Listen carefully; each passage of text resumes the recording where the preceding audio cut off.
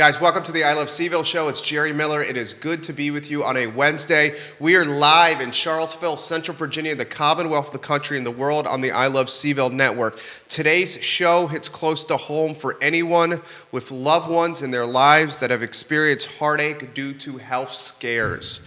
Andy Rowland on the tip of our tongues and has been for weeks. This gentleman touched so many people in the community through his musical talents and just through his freaking zest for life. Yes. I mean, the dude loves to live life to the fullest. Judah, we're going to bypass the sponsors and the clients today, and we're going to cut straight to the nitty-gritty. Studio camera, Joe Lawlor, Margaret Matthews, Maddie Horn Ferguson.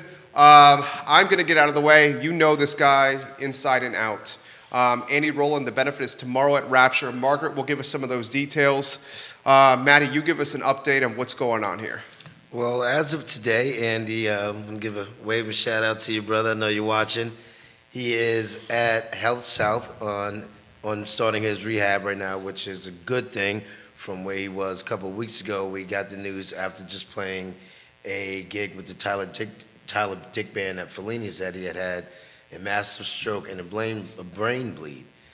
Now, when you get that news at 3 o'clock in the morning, it's really jarring. But, for someone like Andy, who has been my dear friend and co-op for 25 years now, was the next step was how do we get up there and see him? And it was really hard to see somebody who, as you said, so vocal and has such a zest for life, be just in the mercy in the hands of someone else, just laying there. And it really got to me. And it's hard to deal with seeing that guy like that. And it's going to be a long recovery. But he is fighting a good fight, and he's on the way back. The other day, he's up there laughing, moving his hand around, kicking his legs, smiling, having a good time. So that makes us really hopeful that, it's just a matter of time, prayer, and all the community come together as they're going to be doing tomorrow to get him back on his feet. I first heard of the news through you and Facebook. This guy, your brother. Yeah, he's my brother from a different mother. The capture, if you could, put in perspective the vulnerability you were feeling at first. Boy, it's the saying 2020 could not be any more true. This is the year where you have to put things in focus.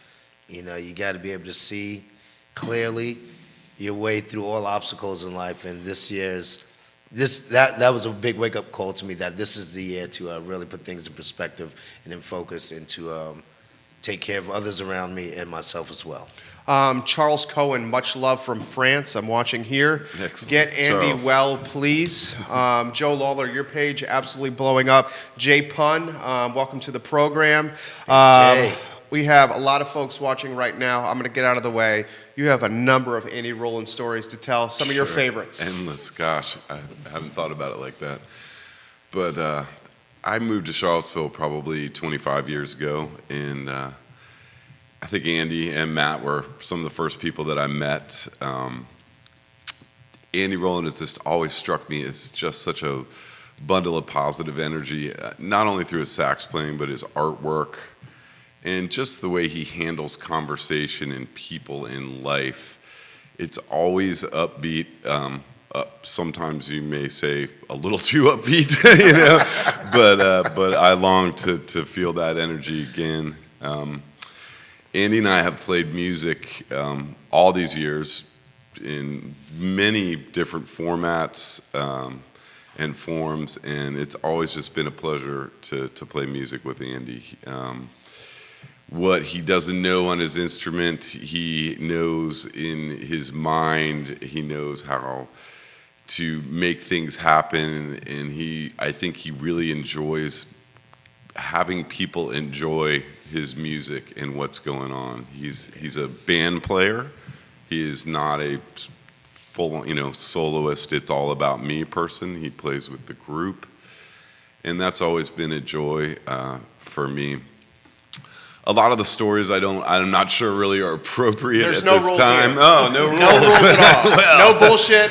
That's no even rules worse. At all. We drop F-bombs all the time. We got bourbon over there. The last time they were here, we were taking shots. There are no rules here. I think that's part of the reason why we're having this No effing rules here. Because we have no rules. One thing I know is that I visited Andy probably once a week since he's been in the hospital, right before Christmas, right around Christmas. The first time I went, it was scary and shocking and painful, to be honest. Just walking through a hospital, and every door you look in, there's someone in some sort of peril, and that's hard. And then the first time seeing my brother Andy, immobile, and most of all, not being able to speak. Yes. It's just something you're not used to with Andy Rowland. Exactly. He's always got something to say. It's usually positive. I've barely ever seen him mad. Maybe stressed, maybe whatever, but not mad, and just always such a positive force. But over the last weeks, I really see this improvement in him. From the first time I saw him, he wasn't really able to communicate. The second time I saw him, you could tell it was Andy Rowland. He was there. His mind was there. The only problem he was having was actually forming words in English. He was speaking to me, but I'm just not sure what language it is, but I'm sure it's a valid language out there. He knows what he's saying. You can totally understand, and I think that's part of what I love about Andy. Like, even without the use of English, through hand gestures, grunts and groans, I knew exactly the conversation we had. And that was great. And then this last time that I visited him just a couple days ago on Monday, he had been moved. He's out of the hospital per se and into a rehab facility, as Matt said. And his speech was, let's say, 50% better. Still not quite English, but so close to words, and all the gestures are there. He's paralyzed or has no feeling on the right side of his body, and yet the last time I saw him, he's able to pick that right leg up and give it a little bump, which just gives me hope. I'm personally watching someone get better in a short amount of time, and I fully believe that 3 months from now, Andy Rowland will be back on it. He may be different in some way, but I'm sure he'll be great. We'll be trying to slow him down again. I'm going to throw it to you to ask the who, what, when, where, why of the benefit, which is tomorrow at Rapture. Before we do, so many freaking comments coming in. Ray Cadell, the fabulous horn player, thank you for sharing the feed. He's watching. Prayers to Andy Rowland. Davina Jackson, hello everyone. Continued prayers for our brother. Constance Flukas, am I saying that right? Hi, Matthew, from your cousin Connie in New Jersey. Hey, cousin Connie. Joe, Jay Pun is telling stories of how at the Outback Lodge, you, Andy, and Maddie helped him become the musician he is today. David Denton, Outback Office, baby. Oh, yeah. Port Cal, Virginia Beach, 1999.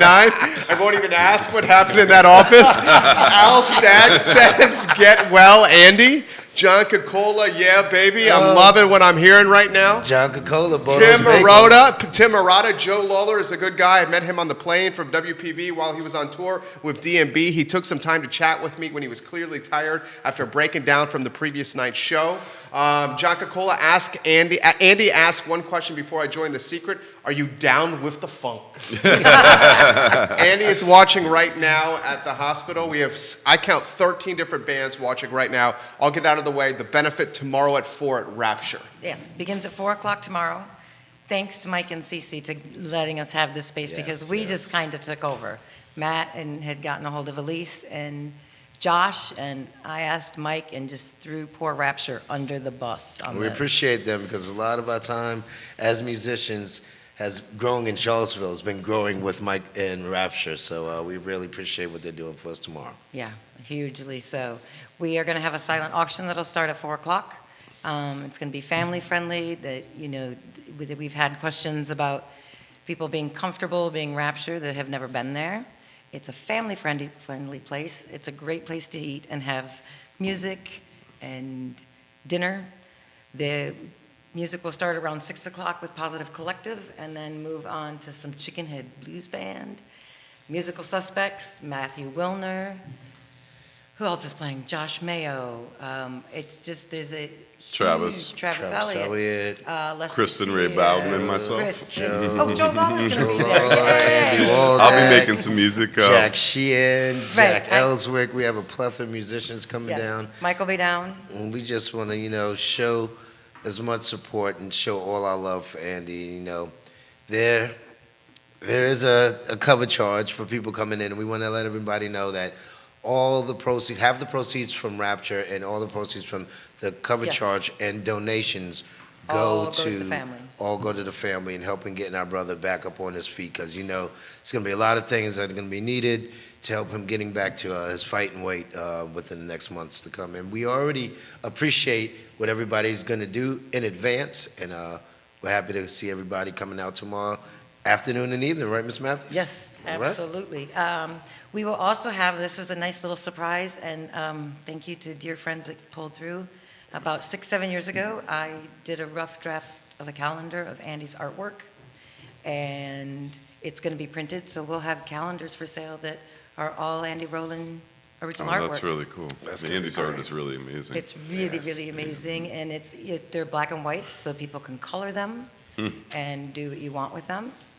We are also going to bring down a canvas so that everybody can come and contribute a little piece of your art and sign and give Andy some love.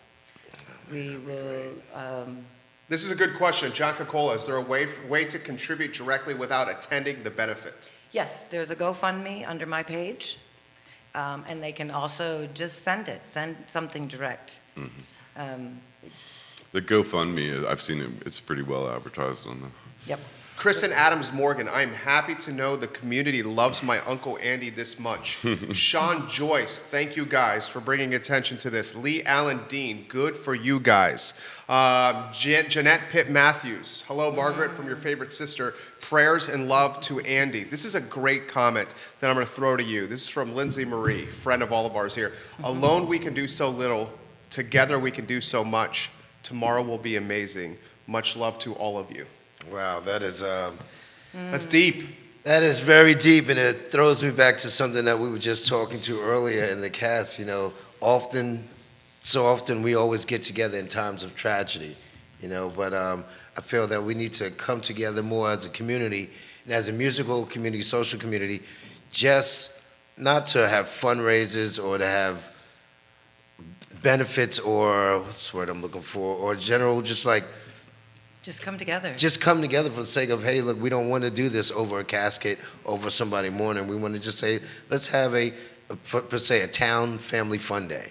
Right. Where, Thanks for being my friend. Thanks for being my brother, Matt. Yeah, so we can get out of the habit of being fake when you see somebody, hey, it's so good to see you, but next thing you know, you're lowering somebody 6 feet down. How happy are you to see them over a tragedy? So if we can turn this opportunity so we can all just develop a more healthy community of being together when we're doing well, and we can all appreciate each other a little bit more, I believe. Absolutely, yeah. I just thought of a funny story. You said anything goes, but we were playing at the Outback Lodge, which we sorely miss. Charlottesville's missing yes. it. Oh, It's yes. dark, dingy rock and roll club with a PA and lights. Charlottesville out there, anybody for the dive bar? We need it. Hey, yeah. But we played when I first started playing music with these guys. They had a band together called The Secret, and The Secret played every Wednesday at the Outback Lodge and sold the place out. Every time. Like seriously, I'd been on the road with my previous band Egypt, and traveled and played, but having every Wednesday gig at home that sold out and was a blast was pretty amazing. And there's a million stories, and that back room, there are all kinds of things happening. But I remember one time we all got there to play, and we sound checked, and where's Andy? Where's Andy? And we're like, man, where's Andy? We're getting mad at Andy. We don't know. We're in the back room. People are making phone calls. I think it's kind of right at the beginning of cell phones even. So we probably beeped him or paged him or something. Everybody's searching, and there's Andy can be a little flaky in a positive way, and we're like, oh man, where's Andy? Oh, Andy. Finally, we decided to go on stage without Andy. And we walk on stage, and the drummer goes to get behind the kit, and there's little Andy Rowland curled up, sleeping behind the kick drum. And that's some classic Andy Rowland. You know, everybody's like, "Where is he? Where?" Well, he's right here. Right He's where he used to be. just napping on stage. Yeah. I think he'd live up there on stage if he could. You know. Yeah, How about your Andy Rowland story? That one was tear jerking. Okay, I'll try to do it without tears. I have Joe, so hopefully I won't cry. We met when he was 19, I was 29, and then about 10 years later, I had the worst week of my life. My son became ill, my husband walked out, and my best friend and father-in-law passed away, all in 3 days. And I had to work out back for the Wednesday show. Had to find a sitter. Well, Andy asked, why did I have a sitter? So I had to tell him why. You know, I'm a single mom now with all these kids at home. And the very next morning, there's Andy Rowland's little truck parked out front, and the swing set is fixed, and the lights downstairs are fixed. And for since then, anytime I needed something in my house, there he was. He was making dinner, making us crazy, making my kids crazy, teaching them music. You know, he can take an instrument that he's never seen anywhere in the world, and 30 minutes later, that mother has mastered it. And cared for my family and my children and helped raise them. And he does that for everybody. Every person that he comes in contact with, he has this huge, huge heart that he just can't help but give. And it's not just me. He's done the same for Matt, Joe, everybody. He loves like mad. Just recently I had to move.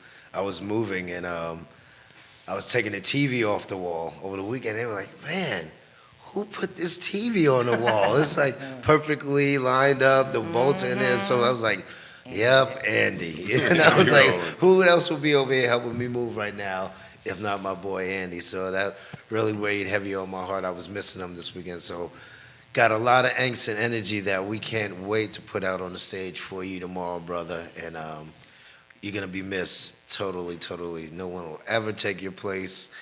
We're just waiting for you to get well and come on back. How'd you guys meet? You remember that story? There are two Andy Rowland stories. Okay. The first one I met when I first moved down here in 94, and it was the summer of 94, and it was when Bonanza was still open. There was this, hee-haw type theme restaurant across from Fashion Square Mall, and Andy was my waiter. And back in those days, Andy was really, Andy's an artist, but at that time in his life is when his drawing was the main focus of his life. So he was having art shows all over town and whatnot, and he was very theatrical. He had glasses. Always wore a suit. Always wore a three-piece suit with about 100 chains on, like Mr. T, with combat boots. Except for he's a skinny white boy. He's a skinny white boy. So imagine what I'm thinking. First 2 weeks I've been down here from moving from Long Island, New York. He's my waiter. You're like, where have I moved to? Yeah, exactly. I'm like, oh my God, what in the I'm world? moving back.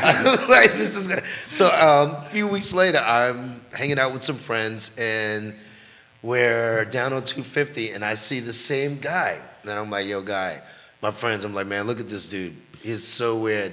We got to pull up on him and joke him. And so we pull up on the side of the road, and I say, man, what are you doing? Where you going? And immediately I see a saxophone case in his hand. So then my demeanor from let's throw orange dye on this guy changed to, hey, let's see what this guy's all about. So I asked him, I said, hey, what do you play? He's like, saxophone. I was like, I play trumpet. He's like, do you like to hang out? I was like, yeah, I like to hang out. I was like, you want to form a band? It's like, sure, let's form a band. And that was 25 years ago, and we've been playing together ever since then. You know, when we had a connection from his weirdness to my weirdness that has just made us been brothers for life. You know, his mom is my mom is his mom. And our children share half a name. His son is Hayden. My son is Jaden. We didn't plan it. It just happened. You know, we're just on the same wavelength. And I love him truly and dearly. And wish him all the best in his recovery. Johnny Brannigan's watching. Thanks, guys. Let's do this for Andy. Johnny B. Yeah, Johnny B watching. Jay Pun, Andy hired me to be the Secrets roadie every Wednesday at the Outback. Boy, I bet Jay $20 had a week and unlimited Heineken. Yeah. The best high school job ever. high school. Yeah, High school heck is watching the that's show. right. And Andy hired Jay when he was in high school. Matthew Waldeck. Hey, Joe. Hey, Joe.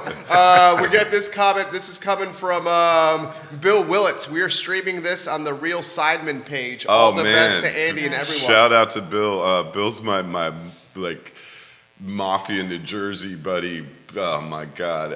I first met him. He worked for Lewis Electronics amp company, tube amplifier maker for guitar players. I met him through my bus driver on the Dave Matthews tour. They've been best friends. And he has become a great friend of mine. Every time I go to New York City, he takes me out, and it's always something fun, cigar bars with Cubans or, the steakhouse adventures. But he puts on the music. The Real Sidemen is just what it is. It is the Sidemen. It's the guitar players from Steely Dan and Dwayne Allman. Sorry, that's a mistake, but Greg Allman's band when it was around. Rest in peace. And just a great supporter of music and the arts and of me personally. So, hey, Bill, shout out to you, man. The Patricia Toon, Miller's watching right now. I missed those secret days. Sean, I'm wiping down Andy's sax in Margaret's house with Robert right now. Throw this to you here. The event open. Let's get more details about it tomorrow, 4 o'clock at Rapture. Open to the public. Yes. We want as many people to get there. Positive, heady vibes. The music community galvanized for someone that needs support. Absolutely. For all those people out there that know Andy from the Chicken Heads Blues Band, we need you to come on out and support us throughout the early hours. And we want everybody to know it's not going to be a total bar scene, Not at all. fallout melee. We want to make this inclusive for everybody. That's why we're starting during the day, and we're having a silent auction. We're giving people a chance to come down right after work and show their love and appreciation before the melee and all the fun starts after 10 late o'clock. after 9, 10 o'clock. Joanna Reed, I absolutely love you guys. Andy, we wish you all the best. Andrew Holyfield, Lord Nelson, Disco Risque, welcome to the show. Kristen Ponton, hello. Give us more Andy stories here. More Andy stories. Okay. So we're playing in The Secret, and I've joined that band along with Brad Derrick and Tevis Marshall. We kind of joined into Andy and Matt's thing.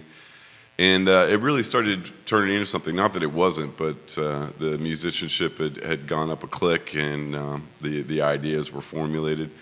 So I started trying to use some of my ties to get us gigs out of town, because as wonderful as Charlottesville is, it's sort of a closed little vortex here, and really to be an artist, you've got to get out in the world and leave the cover of Charlottesville. So anyway, I booked us a gig in D.C. at a club, I'm not sure it exists, called Dream, which was like multi-level, high-dollar, Gucci, whatever club, like serious line out the door, people dressed to the nines, Bentleys in the parking lot type of place. And the gig we book is for 2 nights. And so, we hadn't taken this group of people, which was a large, 7-piece band, to put on the road without much infrastructure is a little crazy. But we all made it up there and set up in the sort of the downstairs foyer of this club, not knowing what to expect, feeling really out of place. The place is all red velvet and golden ropes, and we're used to the Outback Lodge and alleys and things like that. I believe it was NBA All-Star weekend. We right, NBA it's a big deal. So it's NBA players and their wives or whatever, and so we go to play, and that first night. We played, and The Secret was not used to not getting much of a reaction. That the Outback and playing around town, it was all friends and supporters, and the crowd was really vocal, and there's a lot of interaction between Andy and Matt and the crowd, a lot of jokes pop up, improvised. Andy and Matt were sort of a comedy team / musicians, and they could pick up on what was going on with the people and turn it into some sort of stage banter and send it back out to the crowd, and so you get this back and forth thing going. So needless to say, we're playing a gig, big fancy place, fancy people all around us. People, like, we finished the first song and it's literally like crickets, man. And I'm a little bit used to that, just because I'm older and been playing longer, and because I suck, I guess. But sometimes that happens. Like people don't associate with what you're doing. So it was a really, really hard night, and it really shows people's strength. That's, easy nights are easy nights, but hard nights, that's when your character comes out. And everybody did well, and there was a little depression and a little scaredness, and then the sheer fact that we had to go back the next night was scary in a way. I felt like it was a good chance for redemption. I think maybe some of the other people were a little worried about what was going to happen. Needless to say, we went back for the next night, and everybody, especially Andy and Matt, stepped up their game, and we had a no holds barred, funky party with all these people. We had a complete 100% turnaround. And I just remember after the first song and that the crowd was with us, seeing Andy's face, he kind of turned around to me and gave me that Andy Rowland kind of wink thing. And I just remember that being a really, really great time. I mean, I think sometimes, I'm going to wrap it back in here, but sometimes through stress, hardship, pain comes the good stuff. And so I can only hope that this situation with Andy is going to bring people together, going to bring music together, and hopefully we can get him back on his feet, and he can live out his life and have the best end of his life ahead of him. I really hope that for him. You guys are going to appreciate this from our friend Melissa Easter. You guys, she is with Andy in the hospital. You guys have totally touched Andy's heart. We are laughing, we are crying, we are laughing, we are crying right now. Aw, Excellent. Don't make us Love cry. you both. Love you guys. See you soon. What do you remember from that night? Not much. No, I remember feeling like, as Joe said, it was very tough because everybody wanted to drive. They gave us like these personal credit cards that showed it was your VIP pass. We had this huge VIP room that actually had a boudoir in it, a shower, private bar, private bartender, balcony. I mean, it was a really big deal, but also it had all the amenities that you would need in a club. Also, it had a jail in it. So none of us got to see the jail that night. That was just like, don't get arrested, and everybody walking up P.S. and Crease. And we had a great time and made some lasting friendships up there at that club. But it was, like I said, we got on stage the first night, and after that first song, it was crickets. And we really was like, oh, let's just keep playing. And to be honest with you, it was the first night was the how do I say this correctly? Just say it. Don't Just say it. The first night was like the older, more established white crowd. So they weren't ready for the band that we were at that time. The second night was the more younger, college, urban crowd. So they were more receptive for us. So over and all, it was great to see how both sides of people at one club acted, how we needed to change our style of music to play. So it was a great learning experience that we all got to learn together. And I think it was John Coca-Cola. He's watching. Had an episode with the Bagels. Oh, yes. No, it was Andy with the Bagels. Was it? Before we got on the road that trip. Oh, yeah. Yes. Oh, I just, like, Andy hasn't left Charlottesville much in his life. Except for the gigs. He gets so as worldly excited. as he is in conversation and stuff. I remember we're driving to D.C. and Andy took the wrong turn, headed south, man.